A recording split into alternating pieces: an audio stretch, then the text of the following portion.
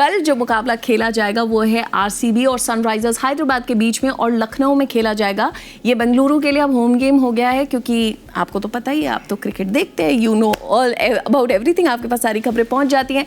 तो royal Challengers Bengaluru के लिए अब ये जीत निश्चित कर सकती है कि आप टॉप 2 के स्ट्रॉन्ग कंटेंडर हो जाते हैं, आप अपनी पोजीशन वहां पर फिनिश कर सकते हैं। और आरसीबी के लिए हमेशा से उनके फैंस का जो सबसे बड़ा डर रहता है वो यही रहता है कि यार एंड में पहुंच के मत बाहर हो जाना। सो जैसी अभी तक टीम है, चांसेस बहुत स्ट्रॉन्ग है, बहुत स्ट्रॉन्ग है, क्योंकि खेला इतनी अच्छी क्रिकेट खेल रहे हैं ना, हर चीज़ अच्छी कर रहे हैं, बॉलिंग अच्छी कर रहे हैं, बैटिंग अच्छी हो रही है, प्लस कप्तानी भी पहले थोड़ा बीच में गड़बड़ हुई, लेकिन उसके बाद कप्तानी भी संभल गई।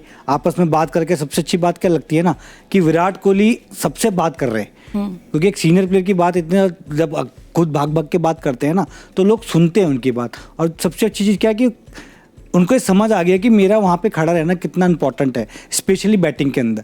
तो आप देखें, अगर वो जब भी इस सीज़न में जब भी मेरे ख्याल से 12 से 14 वर्ष तक जब तक खेले हैं, सारे मैच वो जीते हैं, तो उनको पता लगा स्ट्राइक रेट मैटर नहीं कर रही, उनका वहाँ पे खड़ा रहना मैटर कर रहा है। बेशक से वो 40-50 रन बनाए, 60 रन बनाए, लेकिन वहाँ पे खड़ा रहना बहुत इंपॉर्टेंट है उनका, क्योंकि उनकी टीम उनके सराउंडिंग चल रही है। तो ये बहुत ज़्यादा इंपॉर्टेंट है। मुझे लग रहा है कि अब वो जिस तरह से इनको समझ आ गई है, आगे वाले आने वाले टाइम जो दिख रहा है, जो मन्नी ने बोला है ऑलरेडी, कि एक सितारे ऐसे बन रहे हैं कि जिस तरह की वो टॉप पे जा सकते हैं, और मुझे लगता है जाना भी चाहिए जिस तरह से क्रिकेट खेली है। मनोज, बट 20 दिन बाद मैच खेलने आ रहे हैं, ये उनका मई का दूसरा मैच है, एक था केकेआर के खिलाफ, वो वॉश आउट हो गया था। तो अब क्या वो जो मोमेंटम होता है उसे कंटिन्यू करना, कि अच्छा जीत रहे थे, वो डिफिकल्ट होता है और रिफ्रेश्ड आएंगे एकदम? देखिए, आसान तो नहीं होता, लेकिन जो आंकड़े अभी बयां कर रही है कि जितने भी अवे मैचेस खेले हैं, अभी तक एक भी मैच उन लोगों ने हारे नहीं है। तो उस नज़रिए से अगर आप देखें तो ऑब्वियस सी बात है, एडवांटेजियस पोजीशन में है। लेकिन आपको गेम अगर जीतना होता है ना, तो क्रिकेट फील्ड में जीतना होता है। ऑन फील्ड अच्छा क्रिकेट खेलते हो तभी जीतते हो। आप जब ऑपोजिशन से बेहतर खेलते हो, ऑपोजिशन जितनी गलतियां करती है उससे कम गलतियां करते हैं, तो ही आप मैच जीत सकते हो। और इस साल की जो टीम बनी है, इन लोगों ने फोकस किया है बॉलिंग डिपार्टमेंट पे थोड़ा ज़्यादा। अनुभवी बॉलर्स लाए हैं, भुवनेश्वर कुमार को लाए हैं, हेजलवुड थे इन लोगों के साथ, बीच में थे नहीं, फिर वापस आए। जिस तरह की परफॉर्मेंस उन्होंने दी है, और सबसे बड़ी प्लस पॉइंट इन लोगों की बॉलिंग में हुई है, कृणाल पांड्या की बॉलिंग का जो एडिशन हुआ है।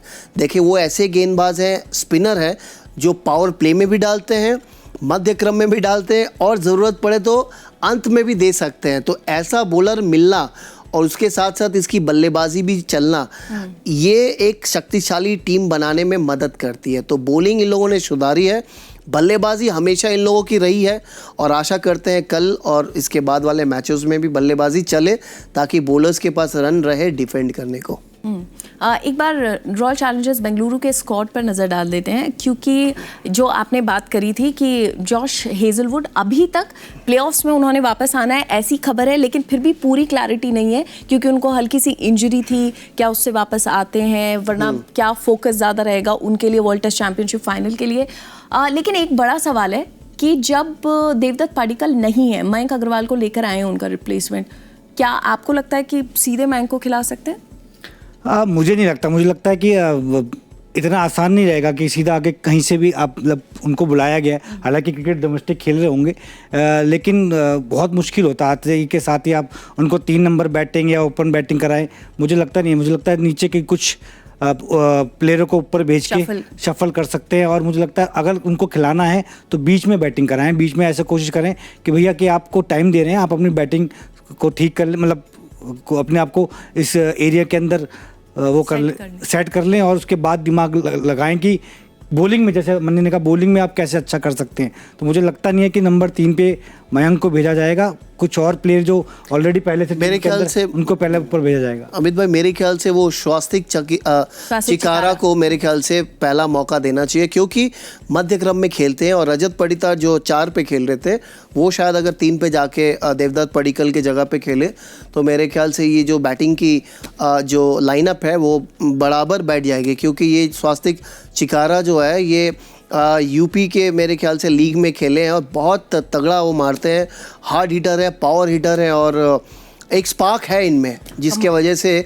आरसीबी के जो टैलेंट रिसर्च वाले बंदे हैं, इनको पिक किया है। तो मेरे ख्याल से एक चांस ले सकते हैं इसके साथ, क्योंकि मयंक के लिए आसान नहीं होगा। और मयंक ऐसे खिलाड़ी है ना जो एक स्पेशलिस्ट है, जो आपके ओपनिंग स्लॉट जो है वहीं पे खेलते हैं ज़्यादातर। मध्य क्रम में उसे अगर आप भेजें ना तो वो मेरे ख्याल से थोड़े से स्ट्रगल करेंगे। रादर यू हैव जो आपके जो स्पेशलिस्ट मध्य क्रम के बल्लेबाज है स्वास्तिक, उसको मौका देना चाहिए। ओके, ये बात हुई रॉयल चैलेंजर्स बेंगलुरु की, लेकिन सनराइजर्स हैदराबाद, एक बार उनका भी स्क्वाड देख लेते हैं। पिछले मैच में ट्रेविस हेड अनअवेलेबल थे, लेकिन अभी तक जो ये खबर है, मतलब I am not very sure about it, लेकिन ये ऐसी खबर है कि ट्रेविस हेड शायद अवेलेबल होंगे। तो अगर ये होगा तो बस वही सीधा सा बदलाव कि अथर्व बाहर जाएंगे, ट्रेविस हेड अंदर आएंगे। लेकिन पिछले में उन्होंने भी नहीं खेला था, शमी ने भी नहीं खेला था पिछले मैच में। नहीं, मोहम्मद सामी नहीं खेले थे और मेरे ख्याल से एक दो बदलाव तो दिखेंगे। और जिस तरह से ईशान मालिंगा खेल रहे हैं, गेंदबाजी उन्होंने की है, काबिल तारीफ़ की थी लास्ट मैच में, अच्छा लगा था देख के। और देखिए मोहम्मद सामी का ऑब्वियसली खेलना बहुत ज़रूरी है।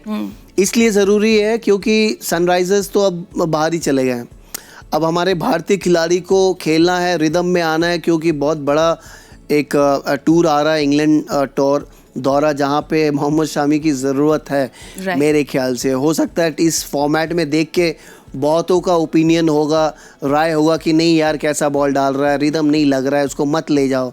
लेकिन जैसे ही वो लाल बॉल वो बॉल लेंगे ना, ड्यूक बॉल इंग्लैंड में, वो अपना जलवा जो है, वो जलवा इतने साल तक दिखाए हैं, वो दिखाएंगे ज़रूर। आपके लिए कल प्लेयर टू वॉच आउट कौन है, दोनों टीम्स में से एक एक?